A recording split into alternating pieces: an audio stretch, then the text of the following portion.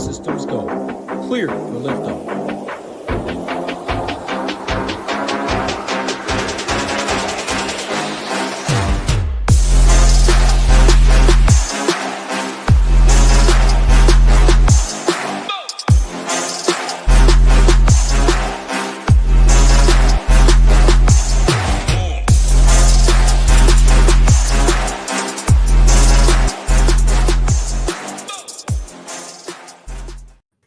What's going on, everybody? Happy Tuesday. Hope everybody out there having a great day. We're talking some hoops with my man Rio. Before I even get into anything, shout out to Rio below. Second place in the flagship yesterday, 25,000 big ones. Talk about that a little bit, Rio. That is awesome to see. Shortly into the NBA season, you're already up top, so congrats to you. Yeah, thank you. Appreciate it. Obviously would have loved to get first place, but you'll take 25K any day of the week.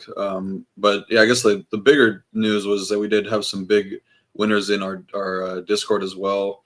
Our guy DA in the Discord is going to be doing a couple of giveaways if you want to talk about that. But he had a really big night, took down the $40 single entry, and I believe the $12 as well. So so shout out to him, and really appreciate him doing the giveaway.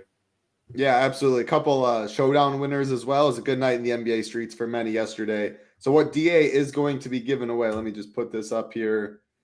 Very nice to give back. $40, 3 different tickets. $40 single entry, $15 ticket in the lotto, and a $12 single entry. So this is going to be, he planned out for tomorrow. Usually there are bigger contests on Wednesday than Tuesday as well. But we are going to do the giveaway today to get the Venmo and everything squared away. So you do have that in your account for tomorrow. It is members only. He did say that. So we will be doing it after the show. In the Discord, Rio and I will come up with something to get 3 different members, 3 different tickets. Again, shout out to DA. Awesome win for you two yesterday. And again, a couple other members. I know Jay Anthony was in that showdown, split a couple others as well. So awesome stuff there. Little Neck continues to do the showdown work. NBA. Rio does the Slate plan. And Bowman and Ham on the weekends. You get all their cores right here. My Cash Core. The Stone, of course. We have you completely covered in the NBA streets, an education video. If you have not watched that as well, 5 different sports. NBA is one of them. You can check that out as well. We'd love to have you at the Nation. Again, I'm screen sharing SaberSim, our partner optimizer over here. And above, you can join 5 days for $19 using the code SHIP19. You cannot get any better deals than that. $19, 5 days over here. All the sports above are going except MLB. But everything else, actually NASCAR, I can't say for sure. I think I might have seen like a last week or something last week, but bunch of sports going on. Prizes are massive. We would love to have you at the Nation. Rio, we got 4 games on tap. I always look at the games and then I look at the times.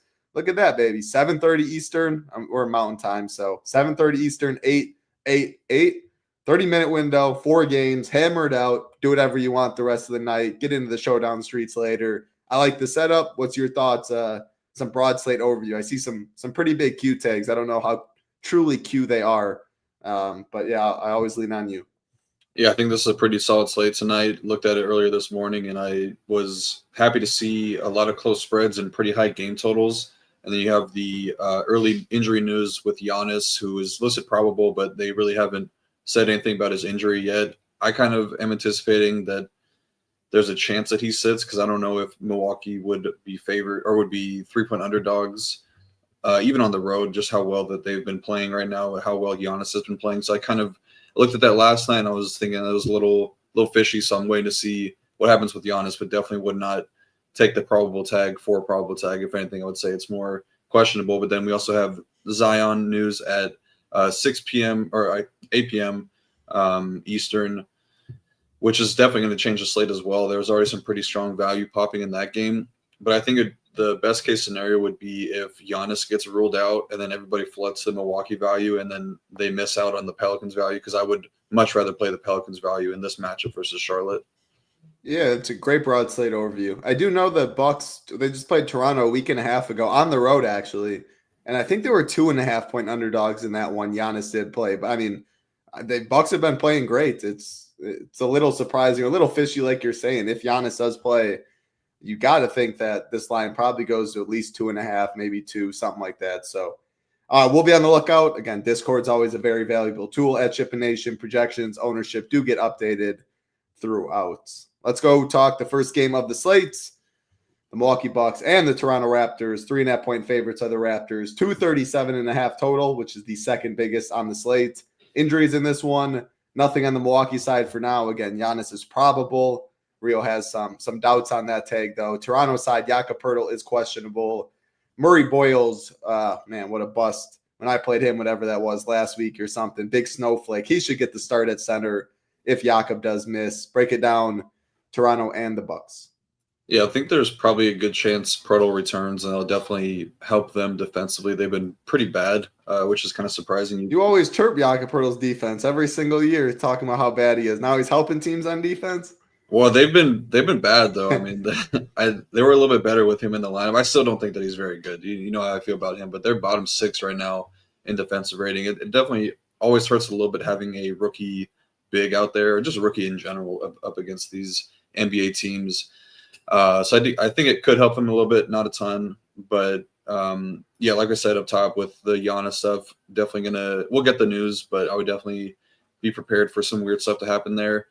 But yeah, the main thing is that the Raptors getting beat up around the basket, allowing the 5th most rim points and the 3rd highest field goal percentage at the basket. There's not really too much from Milwaukee that stands out from a defensive weakness standpoint. They've been pretty much average to above average in every category. The pick and roll defense is getting a little bit better with Ryan Rollins and Miles Turner in the starting lineup over Brook Lopez and a mixture of Damian Lillard and whoever else they're running out there last year. I still think that that's going to be the spot you want to attack this Bucks defense. I think that the 3-point defense and the pick and roll defense are the 2 areas that they could get a little bit worse at, just kind of how it's always been under Doc Rivers. But for right now, they look pretty good. Assuming that Giannis is a full go, looks like a pretty strong spin-up option, been playing as good as he has at this point of the season in his entire career. He's doing everything for the Bucks right now, 34% usage rate, 36% assist percentage, 20% rebounding rate. Pretty much a fair bet for a double-double every single time that he steps on the court. Has been somewhat held in check versus Toronto over the past 2 seasons, just averaging under 55 DK points per game. I still think that this version of Giannis that we're seeing right now is unstoppable, and even had a big game versus them opening night or second night of the season. I believe had 68 DK points in that one. So yeah, I think that he's a totally fine spin-up option. I think that we're going to have enough value to get to him. Even right now, there's probably enough value to get to him. But I think I kind of like building within game stacks a little bit more, and this one is not one that I like more than the other ones. I definitely like the Charlotte New Orleans one better, and probably Philly and Chicago a little bit better. I would say this one's probably my least favorite game on the slate from a game stack perspective, but Giannis, the lone spend-up option on this slate, so he looks really strong. Outside of that, I would love the matchup for Miles Turner if he was actually getting up some volume at the rim. It would have been a really good spot for opposing bigs against this front court, but he's just not really taking a ton of shots right now. The Toronto is allowing 4 combined steals and blocks per game to the position, so there's a path for upside if he does get a little bit of that going there, but I don't really anticipate that tonight. Would probably like him a little bit better if Giannis were to be out, but still then he didn't do a ton, even though the game that Giannis did miss. Okay with Ryan Rollins, had a somewhat of a down performance, but he's been really good to start the season. There was a little bit of talk from Doc Rivers last week saying that they wanted to dial back his minutes. Only played 28 minutes last night, but I think that was a little bit more performance related. He had 7 turnovers, so just not a really good outing for him. But if Giannis were to be out or limited at all, that would definitely benefit Rollins more. And then I would keep guys like Bobby Portis, Cole Anthony, and Gary Trent Jr. in my player pool. The Bobby Portis upside for him is that Turner doesn't play as well, and he kind of gets a little bit more going in the minutes that he's on the court, because we know that he can be a pretty solid per minute guy when he does get the minutes. And this is a really good matchup for opposing big men, so I don't mind playing a little bit of Bobby Portis here. That's probably it for the Milwaukee side. Toronto, I think Scotty Barnes is the safest option and probably the best option from a ceiling standpoint, just because he does a bit of everything.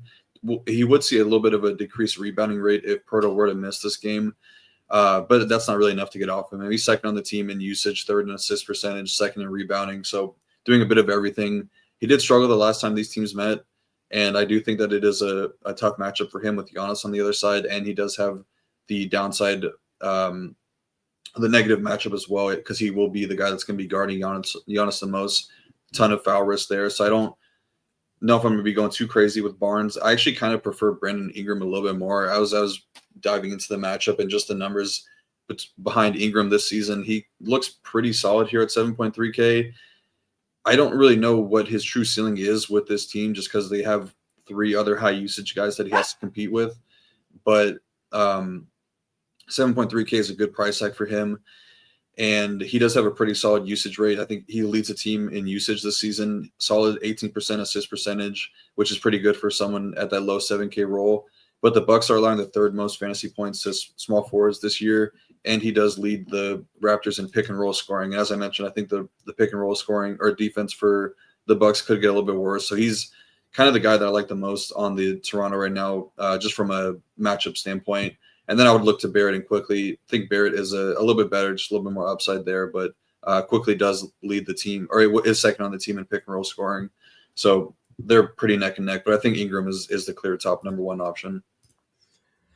Yeah, this game, you said it from the top, the hardest to stack. I agree. I think it's mainly because assuming Giannis is in, like we just don't have enough value pieces. Like a lot of the guys you want on the, Toronto side, they're all 6.5K to 8.2K really. And then the Bucks side, outside of Giannis, Turner's usage has been awful on the team. Rollins' price is, 6-1. That's a big price for him. But I don't know if you remember, Rio, I was calling him the man last year, like midway through the year or something. This dude's a hooper. He just needed opportunity, and he finally has got it. It's very crowded backcourt, but I love what the Bucks have done just for their team-wise. They actually got guys that can put the ball in the hoop coming off the bench and got some depth. But yeah, for DFS, assuming Giannis is in, it's really hard to get to this side. And I don't even like Toronto much either. Like, what's Brandon Ingram's true upside? It feels like it's like when Zion and CJ for the Pelicans, when he was playing with everyone else, like his usage has been around 25, 26, hovered in that low 40s mark, which you take. But how often is he getting 50, you think, with everyone healthy? I don't think he's getting that very often. Not that I guess he needs 50. At 7,300, but I'm just trying to get a gauge on his upside with everyone healthy on this team. Yeah, I think there's definitely guys beneath him that probably have better upside and do project a little bit better, like Porzingis, Colin Sexton, Dyson Daniels. I think I take those guys over him. But I do think that there are some 50s within the range of outcomes for him. I think that 50 is probably the max. He's going to need to go for like 35 plus because he just doesn't really do enough of everything else. Yeah, that makes sense. Not a game I want really too much of. How many minutes does Bobby's how many minutes does Bobby's increase if Giannis does miss?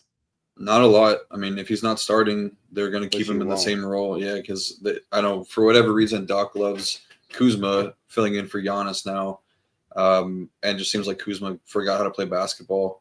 He stinks. He's so bad. That's bad acquisition. That's one of the bad acquisitions they've had because I love the Cole Anthony and they didn't really add a ton outside of him, but like Rollins is stepping up in a big way. I thought Gary Trent was a pretty solid pickup last year as well. I like Amir Coffey. Yeah. Granted, we're not like it's a very little thing, but yeah, I wish they played Jericho Sims more when they actually need a full big.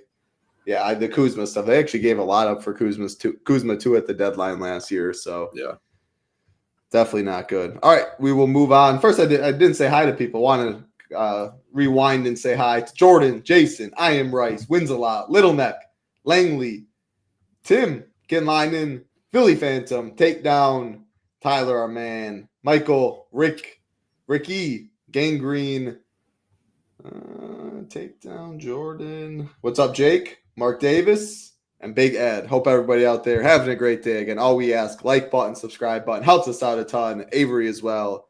Appreciate all you guys hanging out. Next game on the slate. This looks like a pretty solid one. Chicago Bulls and the Philadelphia 76ers. 1.5 point favorites are the Bulls. Biggest total on the slate, 239.5 in this one. Going to the injury report on the Philly side. Dominic Barlow still out. Paul George still out. On the Chicago side, Ayo DeSumo questionable, and that is all we have there. Take it away. I think this is just like comparing this game to last game. Sign me up for this game. Yeah, for sure. I didn't want to leave these guys hanging. What's up, Ranger? What's up, Colton? The Bulls are not playing at the same pace as they were last season, but there's still been some pretty solid game environments. We saw 2 really exciting games over the weekend against the Knicks.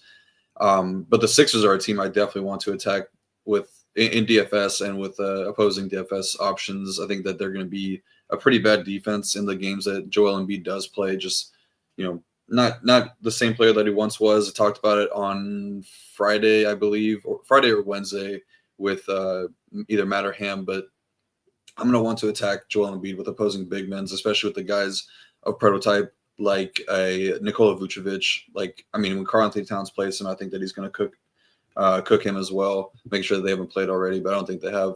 But yeah, the Sixers going to be getting Jared McCain back tonight. I don't really think it's going to have too much of an impact on the rotation. They're going to run things really tight. If anything, it kicks out like a Jabari Walker. I think he could be done. That'd probably be it. I think they're going to still run that 8.5, 9-man rotation, and he should be pretty good from a conditioning standpoint. It wasn't any lower body injury that he was dealing with, so he should be pretty good to go off the start. I don't really know what it's going to look like with him just because they have a lot of talented guards, and I guess if you considered Oubre, like a wing/guard, then they have a ton of depth there. So I'll be interested to see what it looks like for them.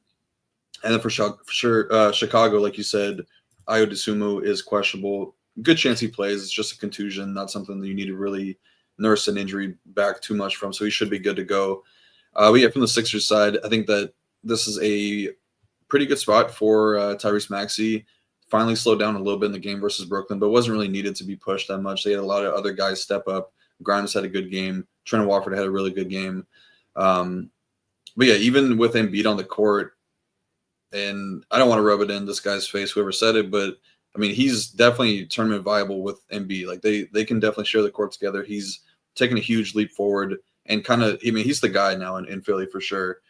But he's been really good, averaging 60.3 DraftKings points per game in 4 games with Embiid this season, 1.42 fantasy points per minute. Really good numbers for somebody at that price. The usage has been good. Assists have been really good.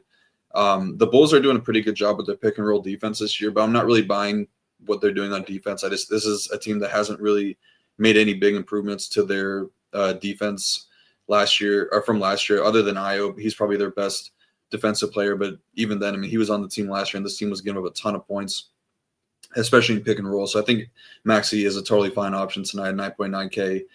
He seems to just never get owned, especially in single entry tournaments. You're probably going to get him sub 10%. And I know that our guy Parabay has been playing in pretty much every single slate, and he'll come in 6 to 8% on those slates and put up 60 like it's nothing. So definitely consider Maxey in your single entry contest and MME tonight. I think that he's a really, really strong option. And then Joel Embiid, seeing a little bit of the minute uptick a little bit, got up to 25 minutes last game. I still think even with the price at 7.6K and limited minutes, he's viable. I like the matchup for Vooch. I don't think he's a very good defender. He can definitely crush in 25 minutes of play in this matchup. Maybe they extend him to like 27, but he did really good against Chicago last season, as did a lot of centers, 54.5 DK points in 33 minutes. Chicago is bottom 5 in DVP versus centers on the year, allowing the 3rd most rebounds per game to the position. So we could see like a 20-10 double-double for Embiid, and if he gets like 45, that'd be pretty solid for his price tag. I think that's definitely possible. I think I'm going to be off VJ right now. Just want to see what the role looks like with Jared McCain coming back. Don't mind getting to some Quentin Grimes and Kelly Oubre, but I think they're a little bit too expensive right now. I would say Grimes is probably my preferred option just because he's chucking it and playing a ton of minutes off the bench. Potentially 6 man of the year candidate title.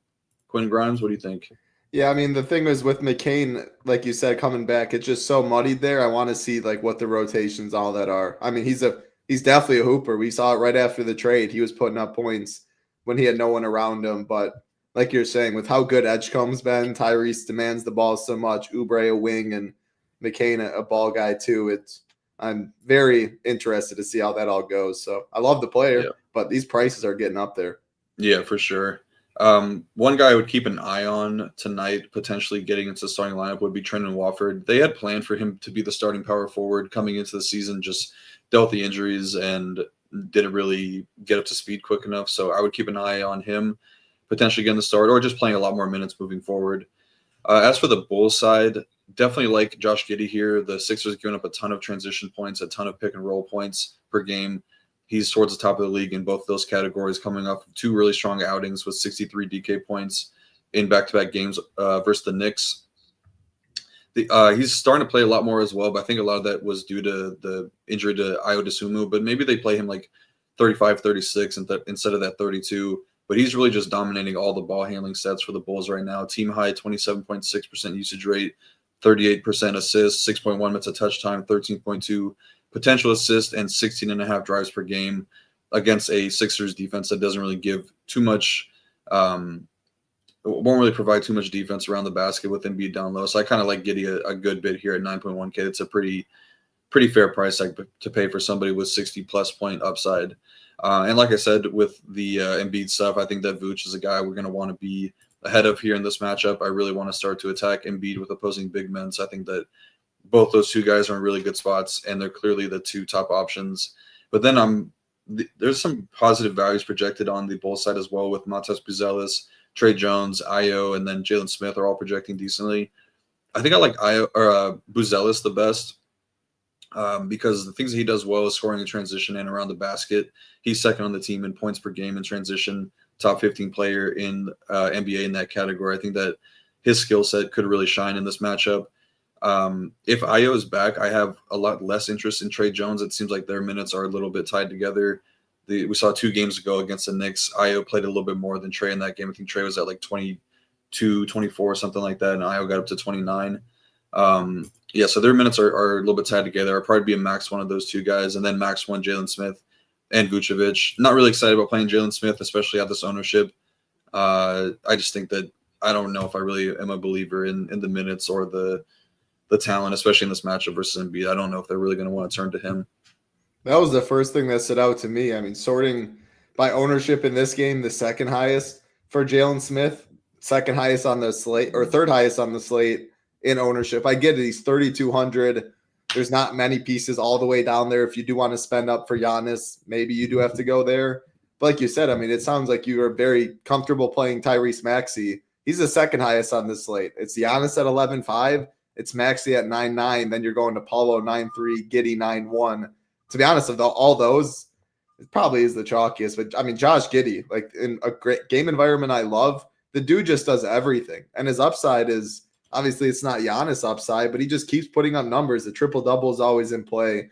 And it's my favorite game environment to target. So yeah, I think Giddey's a slam dunk. I don't mind Matas, like you said. I don't mind Vooch. Did you touch on like Patrick Williams or Herter? I know you did the Trey Jones. Did you have takes on either of those two for value? Not really. I kind of anticipate we'll get some better value, and I just don't really know. I haven't really run a ton of teams, so I don't know what it looks like, but I anticipate that there's enough in like the mid-tier builds to get away from those types of plays. Yeah, I mean, if the slate locked right now and every like Zion was in, Giannis, if there was no other injury news, I think I'd be fine with it at ownership in a game environment I like. But yeah, I mean, there's nothing, no stats or no individual things standing out to me that's making them good plays. It's just they fit a good game, they fit solid pricing, their point per dollar is okay. I had really nothing more too much. Oh, I was looking at the 6th man of the year. So first I was looking at rookie of the year. Someone asked, can Edgecombe outdo Flag? It's, I mean, pretty much a coin flip. Plus 110 for Flag, plus 120 for Edgecombe. Man, my man Khan all the way at plus 1,700. Literally, I if don't you know just bet anybody at the beginning of the season over Flag, you would have got good value. For sure. But what about Flag now? That feels like the value side. I mean, with McCain coming back and if Embiid just starts playing more and more minutes, I don't know. It seems like Flag to me. I don't know if I'll pull the trigger. Any thoughts there? No, I mean, it's good value on Flag for sure. He's definitely going to – I think he probably wins it if he can stay healthy the whole season. You were going to say definitely going to win it, and he's plus 110. So that's what I mean. You're getting plus money off a definite. I like that. I don't like locking up my money for months and months, though, which is what you got to do in these. Then the most – what were you saying? Go ahead. I was going to say I locked in some money that's going to get paid out pretty soon over the Patriots win total. There you go. 2 games away from that. There you go. Hey, at least you have the chance to get paid earlier than because they pay out right when they hit it. Obviously, you can't go backwards, right? Yeah, I think so. I don't know. I mean, I'm not using DraftKings or anything. I got to use the offshore stuff. You can make sure you get that. But and then 6th man of the year, third right now is Quentin Grimes plus 1,200, Ajay Mitchell plus 700, Jeremy Grant plus 900, Jaime Jaquez plus 1,500. So who's first? Is AJ Mitchell. Oh wow. Plus 700. All right, that's all I got there. I'm glad you guys got me looking into these futures. Maybe I'll hit Cooper Flag, definitely price shop as always, though. Khan is a dog. We've been saying that. Yeah. He's just, IQ off the charts, knows where to be at what time. Next game on the slate, another good one to target, the Atlanta Hawks and the Orlando Magic. We are looking at, hold on, I got to refresh these lines. I was at the awards. We have 3.5-point favorites are the Magic, 229.5 total in this one. Injuries, nothing on the Orlando side. Trae Young out for the Hawks. No Trae Young means definitely some value and people going to the Hawks side, but I will say not as much as you might think hearing no Trae. I mean, we're going to get to this last game. Like, Charlotte's popping pretty good, and you said if Zion misses, the Pelicans will as well. So I like this Bulls game. I didn't like this game as much. This game's fine, but I think this last game will definitely be the main one to target if you're only picking one on the slate. Do you think that's the case? And then break down the Magic and the Hawks. Yeah, I do think that's the case. I think that this one is probably the third best game environment, but again, it's all super close. Like, I could see this one being the one that you need. Oh, there goes. Zion's out for 7 to 10 days. Grade 1 hamstring strain. So that makes the Jalen Smiths and then whatever the Kevin Herters and Pat Will, like that, like you said. I mean, if the slate locked in, it didn't. No Zion. We're going to get to the last game. So much value there, and probably makes it a lot easier to play Giannis and Tyrese. Yeah, definitely. Or Tyrese. Yeah, I definitely agree with that. If I had to guess right now, I don't think I'm gonna have too much Giannis if he does play. I kind of think that it's a good slate to just kind of go heavier on game environments than it would be onto like individual plays. But we'll have to see. Obviously, projections kind of lead your lineup, so we'll see how it looks. But yeah, I could definitely see this game being the one that you needed. Have been not impressed with Orlando, but kind of surprised with how fast that they're deciding to play this season as a team that was mainly playing in the half court. They're 5th in pace this season, and Atlanta is 10th. Definitely think Atlanta probably going to play a little bit slower as long as Trae is out. He likes to push the pace, but I think that the Magic could kind of dictate the pace in this one. The rim defense for the Hawks has been improving a little bit, but still worse than the Magic right now. But the Magic are a team that's normally like top 3 to top 5 in rim defense. They've been towards like the bottom 10 this season, which is another thing that's surprising about them. I think that a lot of it has to do with the transition numbers kind of being skewed down.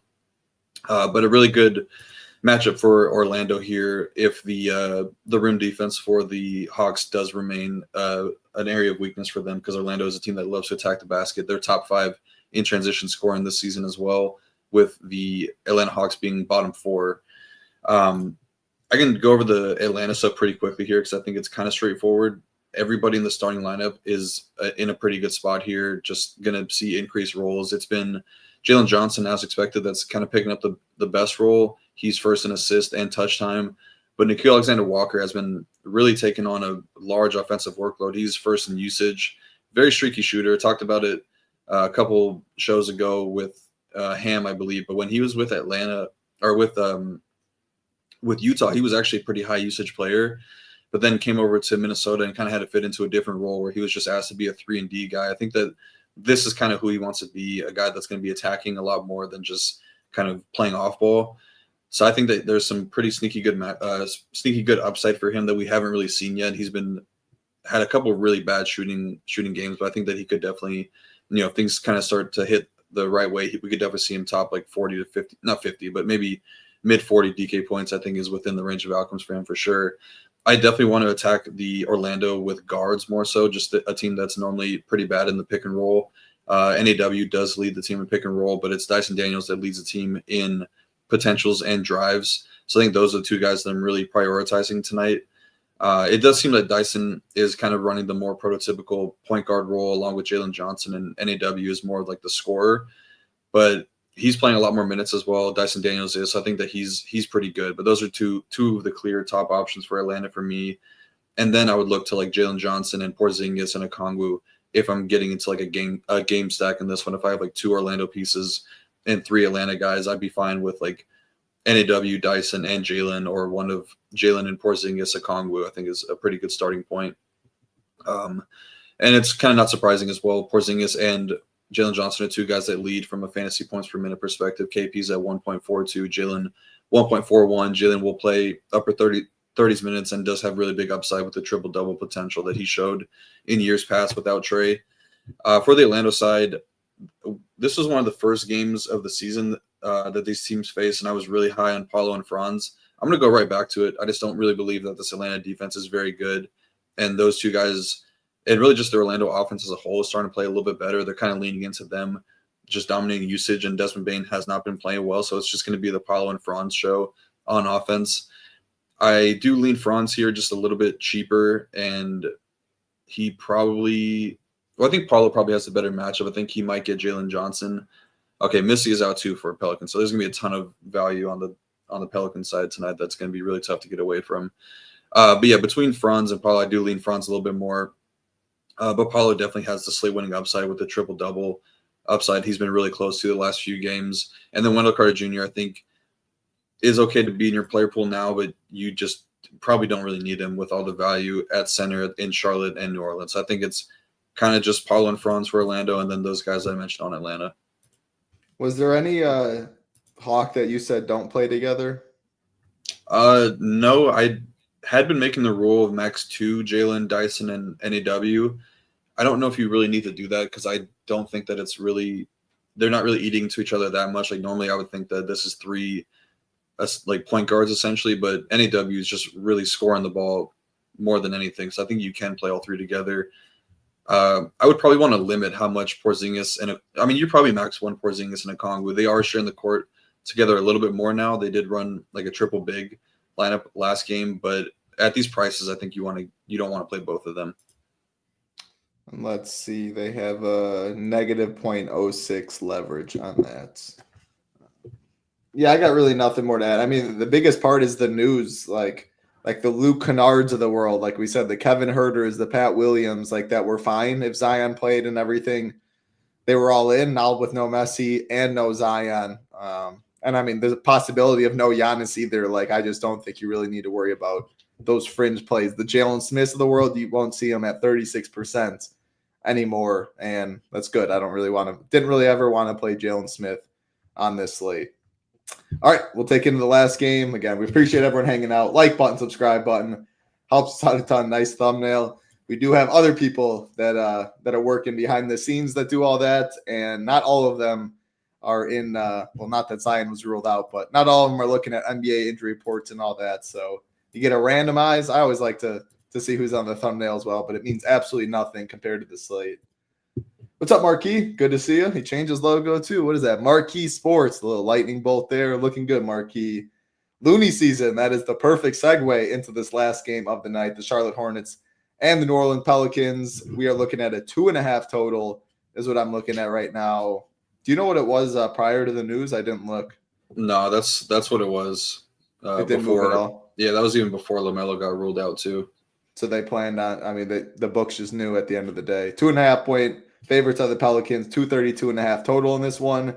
Injuries, like we said, no Zion, no Yavis Messi, Kevon Looney, very well Mike at the start. Here's your take there. Charlotte side, no LaMelo Ball, like Rio just said, no other injury news to worry about. So this was the game, and it was mainly on the sorting by ownership, mainly on the Charlotte side to start. As you can see, plenty of ownership there. But yeah, Fears was already going to be very, very popular. Trey Murphy becomes a very good play. Looney 3,200 if he gets the start is going to project very well. Herb Jones, all these guys without Zion and Messi, you get big bumps. So take it away. How many is too many in this game? It's clearly the game of the night in terms of ownership, projection, etc.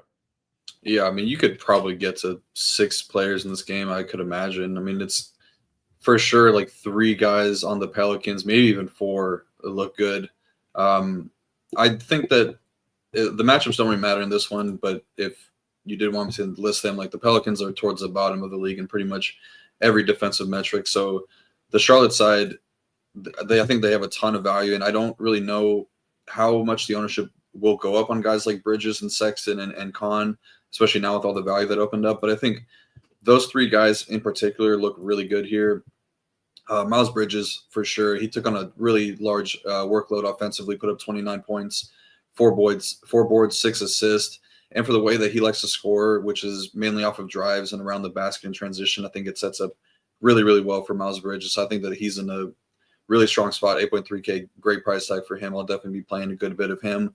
I also think that Sexton, even at 6.7K, is a high upside option. Had a double-double last game, dominating touch time, 7 minutes last game, 48% assist percentage, 18 drives. So really solid role for a point guard. We know that he does have the upside that he showed in Utah. Just the minutes haven't really been there. They are calling up a bunch of these point guards right now, or just different guards. Like Zion James is playing more. KJ Simpson got called up, and he'll be active tonight. It seems like they want to get Pat Connaughton in there for a few minutes as well for whatever reason. But, yeah, he's averaging 1.18 fantasy points per minute with LaMelo off the court this season. If we get up to like 33 minutes for him this game, which could happen if it's a close one, maybe we get overtime, he could really crush. I like those two guys, Bridges and Sexton, a lot. And then Khan is another guy I think you kind of want to be ahead of the market on, just in terms of the potential upside that he has, because he's a really, really good player. And it pains me to say that because I hate Duke, but he's really good. Bounced back in a really big way after the 1-for-9 performance against Minnesota. That's okay. Minnesota, really good defense. Went 9 for 17 last game, 6 boards, 5 assists. So did a little bit of everything. And I think we could see his role increase for however long LaMelo is out. I think 5.5K is a really good price tag for somebody that's an elite 3-point shooter in an elite matchup for 3-point shooters, with New Orleans allowing over 15 per game. And then the bigs for Charlotte, Kalkbrenner and Diabate. Seems like ownership should be split between them. So there's not really like a crazy stand you need to take. Like if Diabate was like 40% and Kalkbrenner was only 10 to 5%, then it'd be pretty easy to get the leverage there. But it looks like they're going to be pretty even tonight. But a really good spot for the front court guys on New Orleans on the Charlotte, for how bad the front court is for the Pelicans. They are allowing a ton of blocks per game and a ton of fantasy points. So either of those guys are in really good spots here. I don't think you really need to go to Trey Mann and Zion James now with all the value that's opened up on New Orleans, but if you wanted to, it's probably fine. In terms of how I'm prioritizing the Pelicans, it's for sure going to be Fears first. Then I would say Looney, assuming that he's starting, and then Murphy. And then guys like Jordan Poole, Herb Jones, Sadiq Bey, and even Derek Queen is projected to get a handful of minutes tonight, a pretty good amount. I don't know if this is accurate, but I'm seeing 28, which would be really good for him. I don't know if that's true. That's a lot of minutes. Yeah, that is a lot. What would Looney be playing then? 19, 18? Probably like 20, I guess, if they're splitting the center minutes. I would say, do you see them playing both like 4 and 5, like sharing the court? I'm not sure this is really the matchup against Bridges at the 4. Like I don't know how much they would. I don't know why they would really, but there's no popcorn machine that I'm looking at to back that up. Yeah, I was just gonna look at the one for OKC, but I don't even know if there's enough there because Derek Queen didn't even play until the fourth quarter. So yeah, I don't know. It's probably too thin on Queen. I don't think he's playing that many minutes. That seems like a stretch, but obviously, if he got the start over Looney, I mean, fire up the starter, and projections would reflect that, but we're not expecting that. It makes no sense for them not to start him. I mean, I guess they kind of want to win games because they're going to lose their draft pick this year, but you spent a lot to get Derek Queen and you're not playing him at all. It just doesn't really make a ton of sense to me. So we'll see what they do, but Kevon Looney is very likely to get the start and probably going to be the best or second best value play on the entire slate. So I'll definitely be playing a good bit of him to allow me to get some of those studs that we mentioned earlier. It sounds like he prefers Sexton over Mann. Didn't seem like he had much interest in his last statement. I'd rather play Trey Mann than who was that other dude you Zion James or Sion James? Yeah, I think I'd rather play Trey Mann. What about you? Probably, but I don't know. I mean, they like this guy a lot. I mean, 27 and 29 minutes and 28 minutes. I don't know if the Orlando game was the first one that he started. I can't really remember, but he's a good shooter, and it's a good matchup for shooters. I don't know. It's the same thing as like the Kalkbrenner and Diabate thing because you're not really getting leverage by playing one over the other. Like these guys are going to be pretty low owned. Yeah. You don't need to play either. Yeah, you don't need to. There's going to be much better value. It's just the usage for me. I mean, James will play more minutes. He's known for his defense. I mean, he'll compete, but like when he did it, he was 3 for 3 from deep. Like he has to make his shots from the outside, cardio guy more than Trey Mann will come in and actually chuck the ball, which you like to see, but the price is a little more expensive. Yep, we got Zion out. Projections. Let's see if SaberSim updated the minutes or the ownership. No, it doesn't look like it yet. 23 minutes. Actually, yeah, they did. They got 23 minutes for Looney, 22 minutes for Queen. It was like 12 and 14 prior. Looking at projection. Yeah, I mean, Looney pops off as, let's see, sort by value on the slate. Look at that. Far and away, the same price as the Jalen Smith. Far and away the best value on the slate. Again, just looking at SaberSim's projections and only 23 minutes. Center eligible. The top 3 values on the slate right now, all center, which is interesting. Any just final thoughts looking at here? I can zoom in on the Pelican stuff too. I'll sort by value. Any final thoughts or initial thoughts when looking at these updated projections, minutes, and everything for the Pelican stuff? Ownership's not ready, obviously. Yeah, I don't know. It looks fairly accurate, I guess. Jordan Poole, Jose Alvarado. Any interest there? Poole for sure. I'm not too sure about Alvarado. I guess I don't really know. Like, I guess is he really going to see more minutes than normal? And they haven't really been giving him a ton this season. Yeah, I don't know if you really need to go there. Jeremy Fayers is not much more, and he's probably going to be playing 30 plus tonight. So I'd probably just go there. And there's definitely better point guard options tonight. Definitely like Jordan Poole, though. I think that he's got a pretty good upside here. He's been playing a little bit better after coming off the bench. Maybe he's just always going to be a 6-man. It doesn't seem like he's too great in the starting role. Was really good. He's got to be. The dude just doesn't compete. He doesn't compete enough. Like, I mean, and he's playing with the best scorers around. Like, get him when he's not playing with scorers. Get him with guys that are going to play defense, and then just hope he gets hot. Otherwise, take his ass out. I mean, the leash on him for me, like, he might. If I was the coach, he might play 9 minutes one game and might play 34 the next game. I mean, whatever day he wakes up and feels like doing it and competing is when you get minutes. I mean, his highs are high, his lows are real low. I don't look at this stuff at all, to be honest. And pretty much any sport, I guess MMA I do, and I've tried to follow your and Sheet's lead and widen it. I've always been too tight, and the guy I fade always gets there, guy or girl. Like I first of all, I definitely don't build NBA hours before lock, so I don't have any pool I'm looking at, but it's not something I really look at all. Any thoughts there? I don't either. I mean, I could even just give an example of what my pool was last night for my 150 because I don't take anybody out. It's just kind of like letting the projections get me to whatever I get to. Especially with late swap and stuff too. I mean, maybe you get late swapped on a guy that's you got 2% of a guy, but I mean that team can be stone dead too. So like guys that you still might not like, click on the magnifying glass to see what team they're going, and you could have a negative 98% ROI. Like don't mess with all this stuff for something like that. Yeah, I had 77 players in my NBA pool last night. Yeah, again, I wouldn't look too far into that. It's going to be Murphy now. I think by pretty good margin, but still like Dyson. Rio, and you said you're letting projections lead the way. So when are you bumping them manually?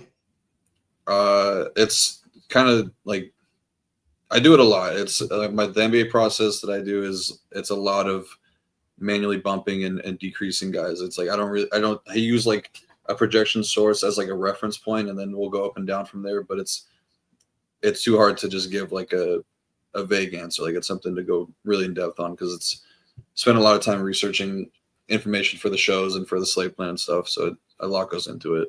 Yeah, I was gonna say. I mean, you got to really be to do that. What you're saying is you have an edge over X projection source that you're using, and there's a lot of stuff that goes into these projections. They're sharp. Me myself, I'm not changing these projections. I'm also not studying this stuff at night and in the morning and writing up very in-depth slate plans like Rio NBA slate plan. I don't think I have an edge there. MMA, well, I still don't even think I have an edge there right now anyway, but I do mess with stuff more, min-max. It's a lot easier sport when it's one-on-one. No, like they're all independent to each other too. NBA is a little easier to do it. Like it's not stacking as much, but when you're bumping a Looney's thing, you have to take it off somewhere else, and that's where it gets really tricky.